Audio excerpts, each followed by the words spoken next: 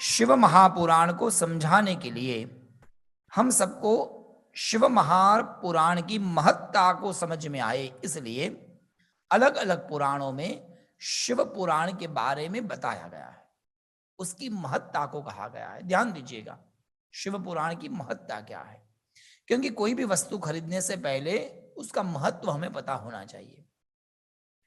और ये महत्व इसलिए भी दिखा रहे हैं क्योंकि मेरा दिया हुआ ज्ञान सामने वाले के हाथ में जाकर कहीं उस ज्ञान का दुरुपयोग न हो जाए। सोने की वस्तु यदि छोटे बालक के हाथ में दे दी जाएगी तो फेंक देगा, क्योंकि उसको महत्ता नहीं है सुवर्ण की। उसी तरह ऋषि मुनियों ने ये सोच कर समझ कर पहले महत्ता को बताया। सज्जनों ध्यान दीजिएगा, शिव महापुराण भगवान शिव के तत्व को समझाने का एक दिव्य ग्रंथ है। ये ग्रंथ ही नहीं, अभी तो भगवान का ही स्वरूप है। भगवान के 3 स्वरूप होते हैं, ध्यान दीजिएगा, एक आधिदैविक, एक आधि भौतिक और एक आध्यात्मिक।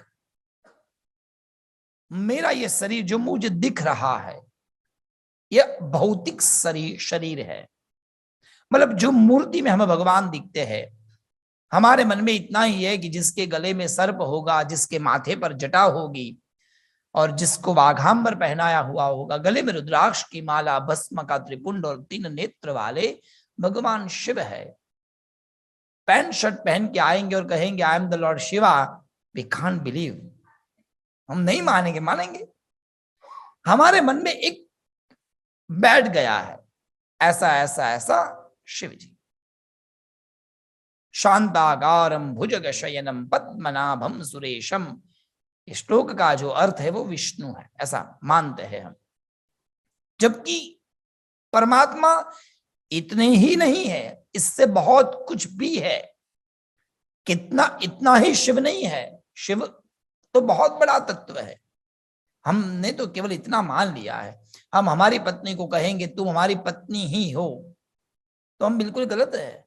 वो केवल हमारी पत्नी ही नहीं है, वहां वो किसी की मां भी है, वो किसी की पुत्री भी है, वो किसी की बहन भी है। कई रूप है उसके। उसी तरह परमात्मा के एक नहीं अनेक रूप है, परंतु जिस रूप को हमने हमारे मन में बिठा लिया है उसको भौतिक रूप कहा जाता है। एक होता है आधिदैविक रूप जो सर्वत्र व्याप्य है, जिसको तत्व कहा गया है, वो आधिदैविक रूप।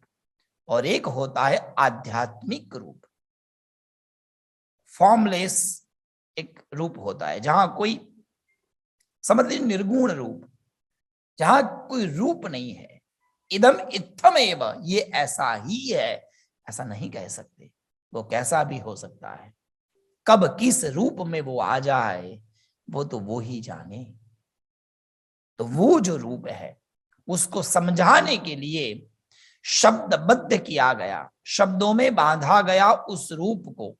इसलिए वो शब्द की जो राशि है, वो शब्द का समुदाय है, वो शब्द का एक एक पैकेट है, उसको भगवान का एक रूप मानते हैं। क्यों? क्योंकि वो शब्द उसके लिए प्रयोग किए गए हैं, तो वो शब्द भी उनका रूप है। जैसे मंत्र ओम नमो भगवते वासुदेवाय, ये मंत्र भगवान का रूप है। ये मंत्र ही इतना पवित्र है, इसलिए जिस पुस्तक में भगवान के मंत्र लिखे होते हैं उसको हम पैर नहीं लगाते, लग भी जाए तो प्रणाम कर देते हैं। क्यों? वो पुस्तक भगवान का रूप है। उसी तरह सज्जनों ध्यान दीजिएगा, ये शिव पुराण का जो ग्रंथ कपड़े से बांध कर रखा है वो भगवान का ही एक रूप है।